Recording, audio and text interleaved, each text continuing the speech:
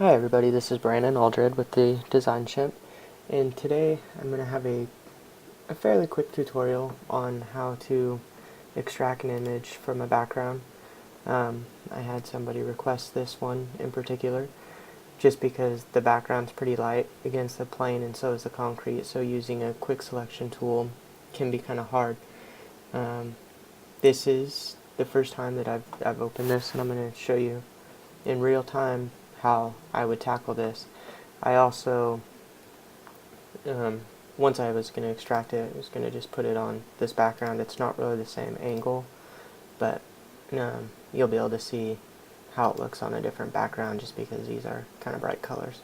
So first things first, I do know that the background is kind of light, so I'm not even going to mess with the quick selection tool. A lot of these angles are pretty straight and seems kind of easy, so I'm just going to use the pen tool. So I'm going to go ahead and click on the pen tool, and just going to have it select to make a path, and I'm just going to click and start drawing around. First I'm going to zoom in here, and I'm going to start at a point where it's kind of got like a straight angle and not not on a bend. So I'm going to click right in here, and then I'm just going to slowly start to click around and dragging the pen tool to get the path to kind of make the shape of the wings. Now, as I go, some of these may not be perfect, or you'll see like on this, if I click over here, that the curve is going to be weird.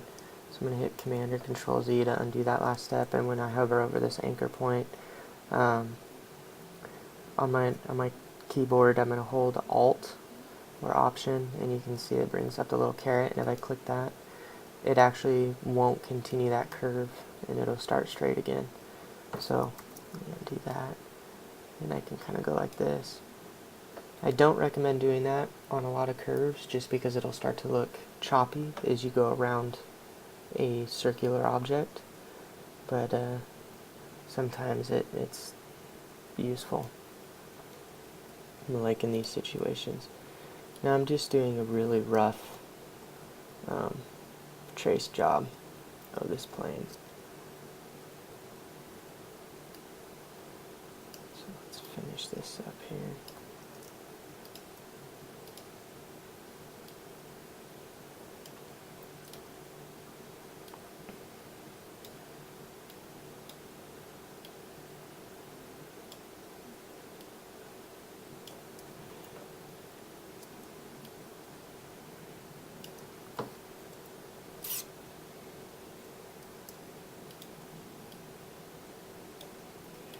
You want to try to get this as good as you can. In this particular one, it is kind of hard to see some of the details just because the resolution is a little bit small or lower. So I'm just going to kind of rough in, and I'll show you a little trick afterwards as to what you can do to the image, because as you can see, some of the reflections in here are the greens and the blues from the sky, so you don't want to carry that over when you put this image on a different background. And if you're going to put this on the ground, you are going to want the shadow underneath, but that will be in a separate step. So I'm going to start with just the object itself.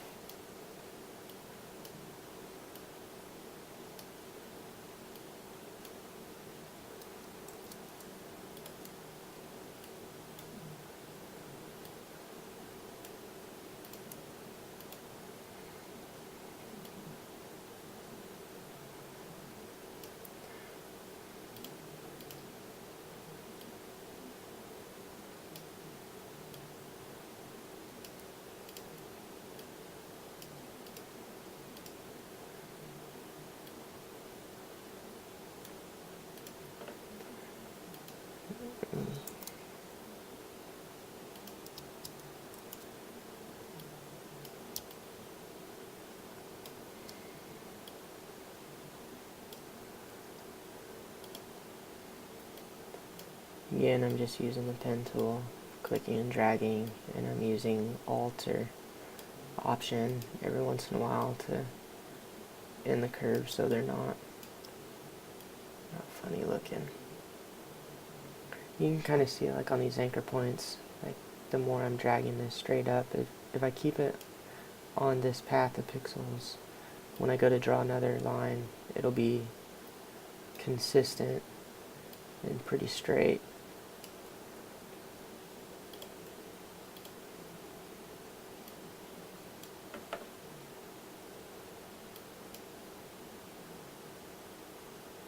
Okay. I skipped over this. Oh, I need to hit Alt so I can get rid of that curve. Let's go back.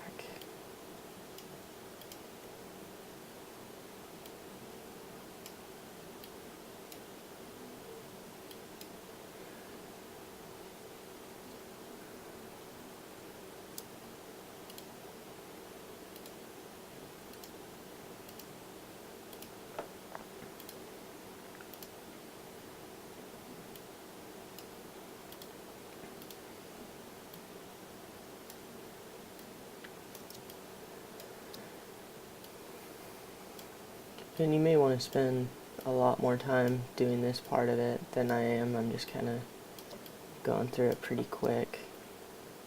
Sometimes this takes me the longest, especially if I get to doing people. I'm trying to get the hair perfect and everything. I recently did a poster with a bunch of RC cars and stuff like that, and I spent a good 8 hours or so just in cutting out a couple of cars, but I made sure that they were perfect.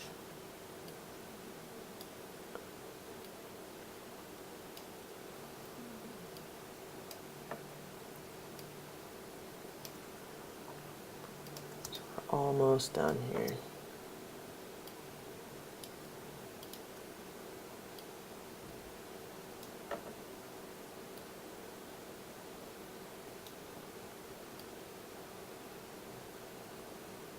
So we can see that that curve didn't line up, so I'm going to go back a couple steps and start the bend a little bit sooner.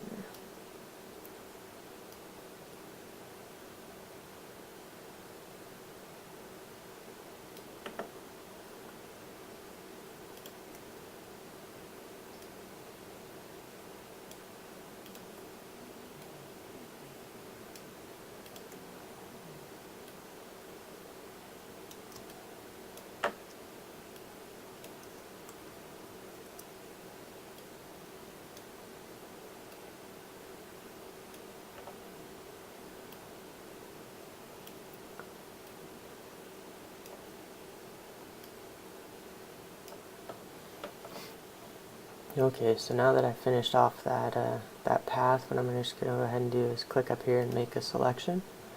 And I'm not going to feather it or anything, and I'm just going to click OK. And you can see it puts the marching ants around the object that I was just trying to cut out. And I am going to do a little bit of refining on this edge and show you. So I'm going to go up on the menu and go to Select and Refine Edge. And we're going to bring up this menu, and you can see it'll put it on different backgrounds for you.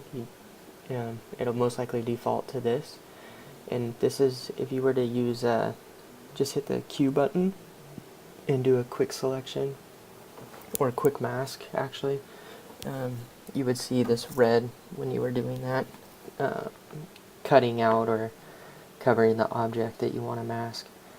And this is very handy because you can do it on black to see what it's going to look like, or you can do it on white, where you can just show the layers that are underneath it, if any. And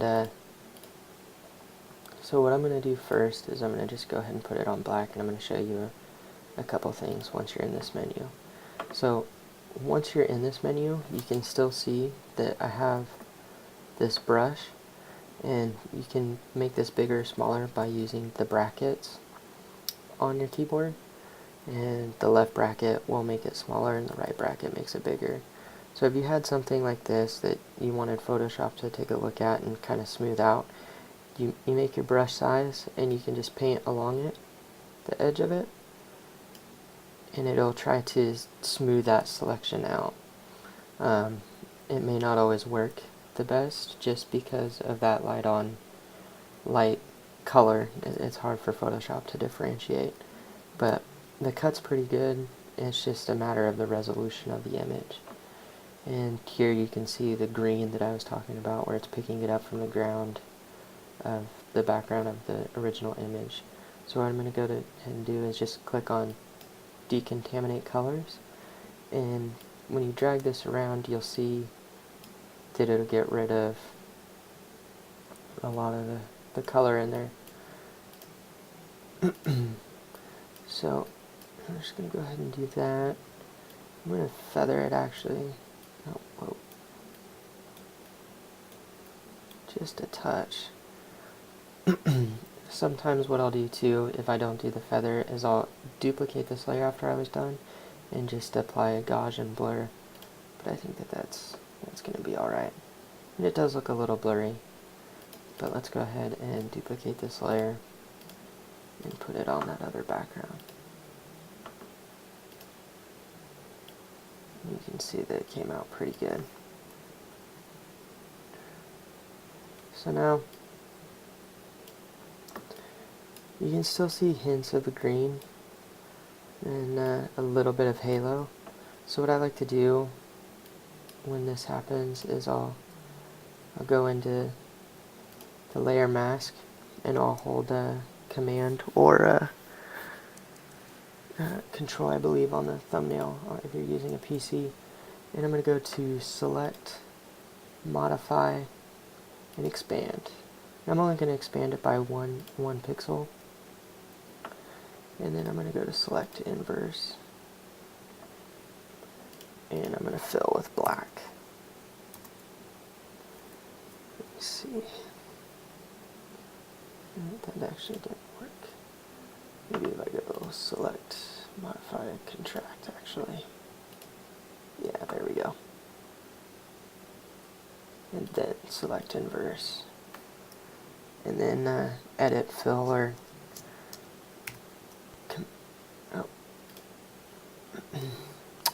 Shift F5.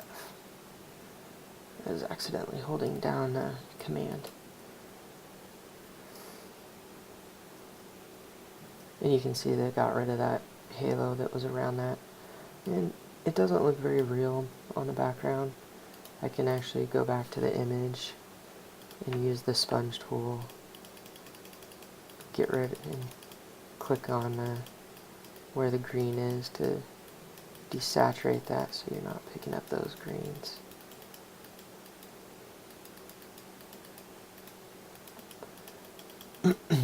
And then if you wanted the shadow, what I would do is go ahead and go back to the image, hide that layer, and open up this one.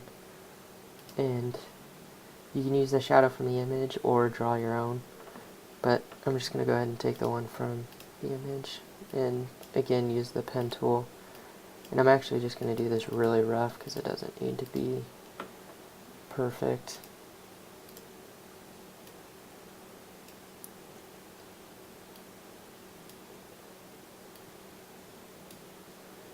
And trace around this.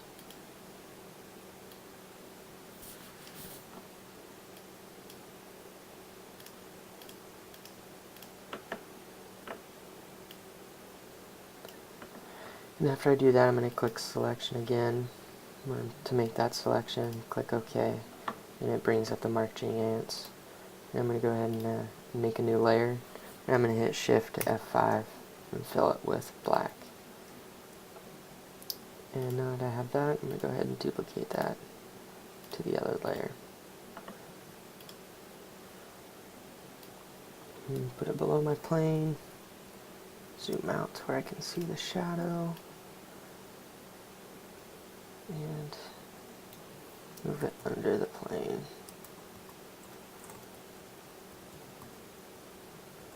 Okay, so now that I have that, I'm going to go ahead and make sure that I have my shadow layer clicked. I'm just going to go to Filter, Blur, Gaussian Blur, and just blur that shadow a little bit. And then I'm going to go ahead and decrease the opacity on it. And actually on the plane, I'm going to go ahead and add a little bit of a drop shadow as well. You can see that the light's coming this way, so I'm going to make the light source, it's already pretty much there, and make it a little bit bigger, just so there's some definition around the plane itself. And there you have it. The plane's cut out. Sometimes what I like to do too is I'll add like a new adjustment layer, and you can do like a hue and saturation. And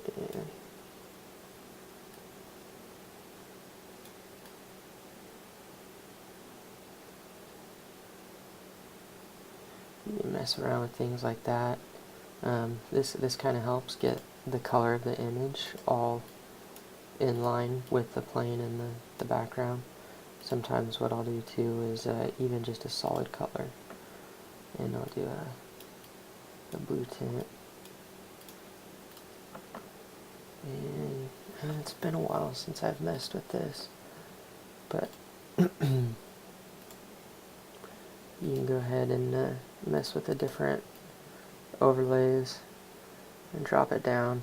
You can see that it kind of gives that nice even tone.